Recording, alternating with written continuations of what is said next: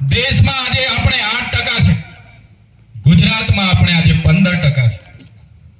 પણ આદિવાસી આજે ધર્મ સંપ્રદાય હોય, પાર્ટી હોય, સંગઠનો હોય, બધામાં વેચાયેલો છે. એક નથી થતો.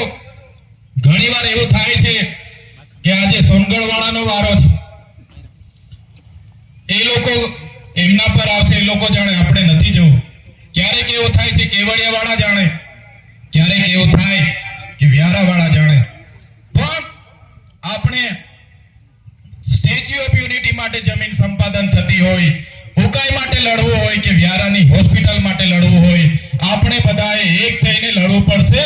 ત્યારે જ આ સરકારને આપણે અહીંથી ખદેડીને જઈશું, નહીં તો આવનારા દિવસોમાં બિસ્તરા પોટલા લઈને મજૂરી માટે તૈયાર થઈ જવું પડશે.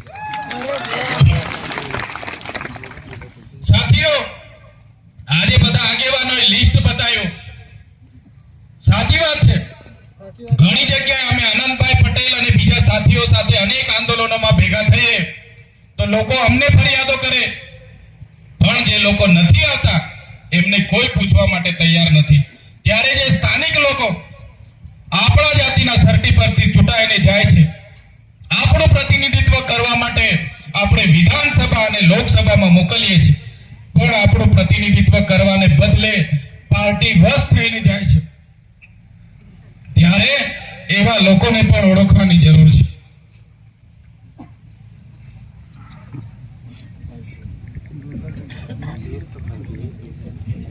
રાતે ગાંધીનગર થી મોડા આવ્યા છે એટલે ઉજાગરના લીધે થોડું ઘણું બેસી ગયું છે. કાલે વ્યારાનું આમંત્રણ હતું. આનંદભાઈ પટેલ સાહેબ અને મને બહુ જ આગ્રહ કરતા હતા, પણ વિધાનસભાના સત્રની સાથે સાથે ટ્રાઇબલ એડવાઇઝરી કમિટીની પણ સાંજે બેઠક હતી, સાથે સાથે અત્યાચાર નિવારણની પણ સાંજે બેઠક હતી, તકેદારી અને મોનિટરિંગની. એટલે મોડા આવ્યા, એટલે થોડા ગળામાં પણ પ્રોબ્લેમ છે, મને માફ કરજો.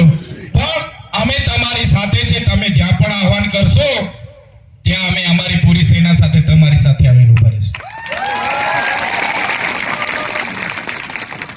ક્યાં સુધી આઝાદીના અમૃત મહોત્સવ એક બાજુ થાય છે, એક બાજુ આપણે શિક્ષણ માટે લડીએ, પીવાના પાણી માટે લડીએ, રસ્તા માટે લડીએ.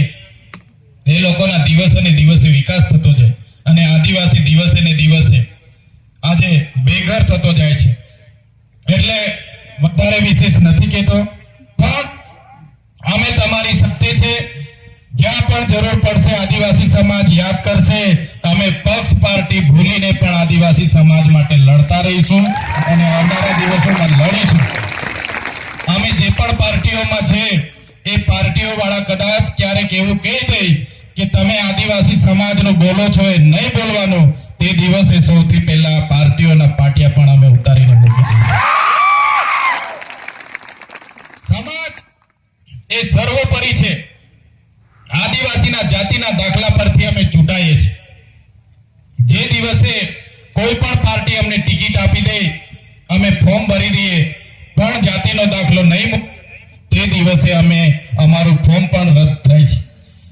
એ જ વસ્તુ આ ચાલુ સરકારના ધારાસભ્યને તમારે કહેવું પડશે, એમને જગાડવા પડશે. ત્યારે આજની પરિસ્થિતિ, આજે દેશ અને દુનિયાની નજર આદિવાસીઓની જળ અને જંગલની જમીનો પર છે, ઉદ્યોગપતિઓની નજરો આપણી જમીનો. ત્યારે આપણે બધાએ યુવાનો, વડીલો, માતા બહેનો, જ્યાં પણ જરૂર પડે બધા આપણે સાથે રહીને આગળ વધતા રહીશું. વધારે વિશેષ નથી કહેતા, પણ આજના આ કાર્યક્રમમાં અમને આમંત્રિત કર્યા, અમારું સન્માન કર્યું, અમને બોલવા માટેની જે તક આપી છે એ બદલ આપ સૌએ સાંભળ્યા બદલ અહીં ઉપસ્થિત મંચસ્થ તમામ આગેવાનો, યુવાનો, વડીલો, માતા બહેનો, મીડિયાના મિત્રો, પોલીસ અધિકારીઓ, તમામ લોકોનો આભાર માની વિનમું છું. બધાનો ખૂબ ખૂબ આભાર. જય આદિવાસી, જય જોહાર, ધન્યવાદ.